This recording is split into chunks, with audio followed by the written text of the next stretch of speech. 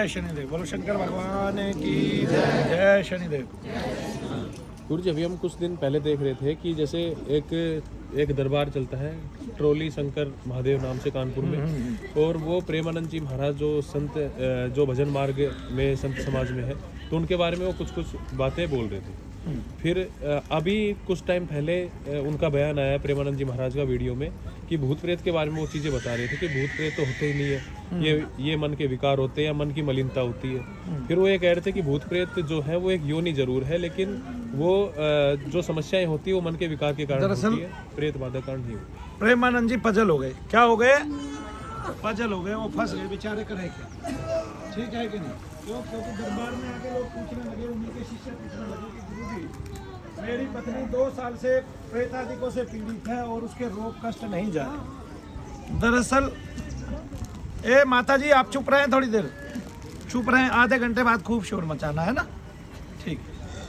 दरअसल प्रेमानंद जी महाराज स्वयं नहीं समझ पा रहे आखिरकार करना क्या है, क्योंकि आजकल ना फ्रॉड तो बहुत बैठे हैं और सारा लोग तंत्र ही करता है। मनु भैया जी की तरह मंत्र से जप से इसको काटने वाले बहुत कम है। और फिर लोग ये समझते हैं कि अगर कोई इस विधि को करता है तो उसका कल्याण नहीं होता, उसको आत्म दर्शन नहीं होता या उसको इष्ट दर्शन नहीं होता। ठीक है, पहली बात तो ये है, अगर मनु भैया जी के कोई इष्ट हैं तो शनिदेव महाराज हैं, उसके तो मैंने दर्शन किए हुए हैं, लेकिन उन्होंने हाथ पकड़ के ऊपर उतार दिया गुरु रूप में कि आप तो ऊपर जाओ, ठीक है कि नहीं, कि आप वो ऊपर का मार्गदर्शन कर रहे हैं। तो इसका मतलब ये नहीं है कि किसी ने अगर देवता की पूजा की हो तो फिर उनका तो गुरु है नीचे जमीन पे, मेरा तो कोई गुरु ही नहीं है, मेरे तो गुरु ही भगवान शनिदेव महाराज हैं। तो किसी का कोई अगर देवता गुरु है तो वो अच्छी शिक्षा देगा, और भी अच्छी शिक्षा देगा। जितने ये लौकिक मानव हैं या महापुरुष हैं या महात्मा बने हुए हैं, इनसे तो अच्छी शिक्षा देगा ही देगा ना।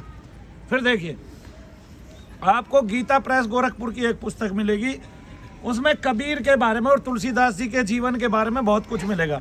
तब उनका जो सामान्य जीवन था उसमें भी मिलेगा कि किसी का पीलिया ठीक हुआ, किसी का फला रोग ठीक हुआ, कबीर दास जी ने जल पड़ के दिया, झाड़ा लगाया तो किसी का ये रोग ठीक हुआ, किसी की फलानी व्याधि ठीक हुई। मैं ये मानता हूँ कि व्याधियाँ तो ठीक नहीं होती, अगर व्याधियाँ ठीक होती तो फिर प्रेमानंद जी महाराज की भी व्याधि ठीक हो जाती। जो शारीरिक रोग है वो कभी भी ठीक नहीं होता, लेकिन प्रेत से, पितृ से और देव दोष आदि से जो रोग आपके शरीर में उत्पन्न हो गया है वो तुरंत ठीक हो जाता है। हमने बहुत सारे केस दिखाए हैं। फिर भी इसका एक बहुत अच्छा उदाहरण ये है कि एक भाई जी हनुमान प्रसाद पोद्दार जी थे, जो गीता प्रेस गोरखपुर के संचालक भी रहे हैं और वहाँ के क्या कहते हैं बड़े संत के रूप में भी वो प्रसिद्ध हुए। एक दिन भाई जी ऐसे ही बैठे थे किसी पार्क में, अपना चिंतन कर रहे थे। भगवत दर्शन के लिए वो हमेशा चिंतन करते थे और भगवान के यानी कि उनको समक्ष दर्शन होते तो कई घंटे की जो भाव दशा थी उनकी, वो ईष्ट से बातें करते करते गुजर जाती थी। यानी कि विष्णु भगवान से बात करते रहते थे, चक्रधारी से बात करते रहते थे, जो चतुर्भुज हस्तधारी हैं उनसे भी बात करते रहते थे। तो इस तरह बड़े बड़े अलौकिक जो है ना देव पुरुष उससे बात करने आते थे। तो बड़े बड़े संत जो इस पृथ्वी लोक पर दिखाई नहीं देते हैं उनसे बात करने आते थे। जैसे कहें तो वेद व्यास जी से उनकी चर्चा होती थी, तभी ये गीता प्रेस गोरखपुर इतना बड़ा संस्थान हो पाया, वरना ये हो नहीं पाता, क्योंकि ये महापुरुषों की एक तो केंद्रित रहा है। फिर एक दिन जब वो पार्क में बैठे थे, उनके पास एक प्रेत खड़ा था। तो उस प्रेत ने जो है उनके पास वो खड़ा रहा, बहुत देर तक खड़ा रहा, कई घंटों तक खड़ा रहा। और जब ऐसे कई घंटे बीत गए तो है ना, वो तो अपने ध्यान चिंतन में मगन थे, उनको ये तो पता था कि कोई पास में खड़ा है, लेकिन देखा नहीं था। तब मुँह उठा के देखते हैं और उससे कहते हैं, क्यों भाई तू क्यों खड़ा है? तब वो कहता है कि मैं तो एक प्रेत हूँ, अगर आप मुझसे नहीं बोल पाते तो मैं आपको दिखाई भी नहीं देता। नहीं, दिखाई तो मैं दे ही रहा था, अगर आप मुझसे बोल नहीं पाते तो मैं आपसे बोल नहीं पाता, लेकिन आपने मुझसे बोला तो वो अपने उद्धार की कामना करते हैं उनसे। तब वो उसके उद्धार के लिए बड़ा यज्ञ तप करते हैं और गया जी में जाके उसका पिंडदान कराते हैं, तब उसको शांति मिलती है। फिर उनका ऐसा जुड़ाव हो जाता है कि वो ऊपर के लोगों से भी नीचे आता था। क्यों? क्योंकि उसका पितृलोक में पदार्पण हुआ और वो पितृ ही लोक में नहीं जा सकता था। हनुमान प्रसाद पोद्दार जी की ऐसी महिमा थी कि ईश्वर ने उसको कई लोकों में भेजने का निर्णय किया और वहां से वो कई लोगों में आवागमन करता था। फिर इसके माध्यम से हनुमान प्रसाद पोद्दार जी अपने दैनिक जीवन में, किस जीवन में? दैनिक जीवन में लोगों का कल्याण किया करते थे, पितरों और उनके घर में होने वाली समस्या के बारे में बताकर। तब किसी के बेटे की बहू पे अगर प्रेत चढ़ा हुआ है तो वो बताते थे कि भाई इसको प्रेत ने दुखी कर रखा है, आप मंगल अमंगल अपना पाठ करा लो, इसी से ये ठीक हो जाएगा। दूसरी बात, तो अगर प्रेत का उद्धार करने वाला नरक आदि लोकों में जाता है तो फिर राजा परीक्षित और परीक्षित को कथा सुनाने वाले सुखदेव महाराज भी, क्योंकि उनसे जब कथा सुनाई गई तो एक प्रेत का उद्धार हुआ, तो वो भी नरक आदि लोकों में चले जाते, उनका भी गमन वहीं हो जाता। तो फिर भगवान का भजन करने का तो कोई लाभ नहीं हुआ। मैं ओम नमः शिवाय ओम का जाप देता हूँ, फिर तो इसका कोई लाभ ही नहीं हुआ। ओम नमः शिवाय ओम का जाप जो देने का तात्पर्य ये है कि ये वैदिक मंत्र है। ये वैदिक कैसे होता है? क्योंकि शिव का मतलब ही कल्याणकारी होता है। क्या होता है? आप दूसरे सभी मंत्रों को देखते हैं, जैसे देखते हैं कि ओम राम रामाय नमः, वो 20 सहित जप किए जाते हैं और पहले इष्ट का नाम लिया जाता है, बाद में नमन किया जाता है। तो यहाँ इष्ट ओम है, ना कि शिव है। कौन है? ओम है यहाँ इष्ट, वेदों तरीके से। और ओम जो है वो अग्नि, आदित्य और वायु का क्या है? प्रतीकात्मक है। सोम, इंद्र, अग्नि, आदित्य और वायु, और इनके सबके अग्नि, आदित्य और वायु के इनके 10-10 सहायक है, इसलिए 11-33 कोटि देवी देवता है। ओम नमो भगवते वासुदेवाय में भी आपने ये देखा नहीं है कि नमो पहले लग जाता है, वासुदेवाय बाद में लगता है। इसका एक तात्पर्य है कि हे ओम स्वरूप हम आपको नमन करते हैं, हे ओम रूप हम आपको नमन करते हैं, क्योंकि आप हमारे कल्याणकारी देव है। इसका तात्पर्य ये है क्योंकि शिव जो पीछे आया, शिवाय मतलब कल्याण करने वाले, शिव का मतलब ही कल्याणकारक देवता होता है। फिर अब अगली बात लगाइए, मुझे ये ज्ञान नहीं किसी को देना है, ठीक है, ये आंतरिक बातें हैं और ये बहुत गूढ़ अर्थ है, ठीक है, इसको धीरे से कोई समझेगा भी नहीं। सब अपने अपने मन की स्तुति करते हैं, ये मन की स्तुति नहीं है, ये देव स्तुति है और यहाँ मन से कुछ नहीं होता है। बड़ा गूढ़ार्थ है इसका अर्थ, क्योंकि ओम को बहुत सारे लोग गणपति का स्वरूप समझते हैं, क्योंकि जो इंद्र के गण हैं उन्हीं की वेदों में व्याख्याएं हैं, चाहे उसमें रुद्र ही क्यों ना हो, और वेदों में जो भी स्वरूप हैं वे सारे इंद्र के लिए ही हैं।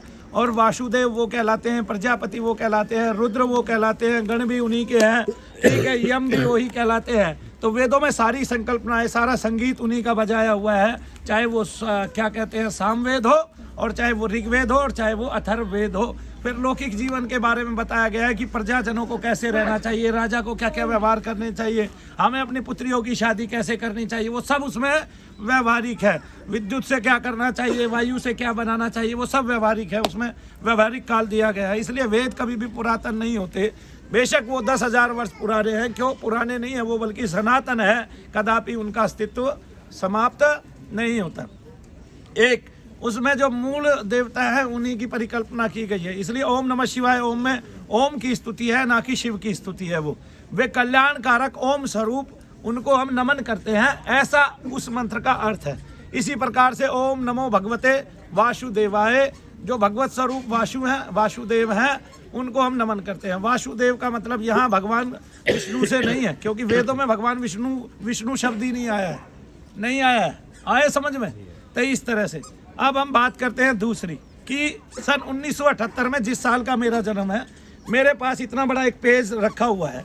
अगर मन की मलिनता से ही प्रेत आते तो मैं बताता हूँ कि हनुमान प्रसाद पोद्दार जी और राम सुखदास जी के साथ के एक संत जो थे, जो बड़े बड़े ग्रंथों की टीकाएं करते थे, व्याख्याएं करते थे संस्कृत से हिंदी की, ठीक है, वो एक बार गया जी गए और गया जी जाके वो वहाँ उस पावन नगरी के दर्शन करने गए अपने पितरों के उद्धार के लिए।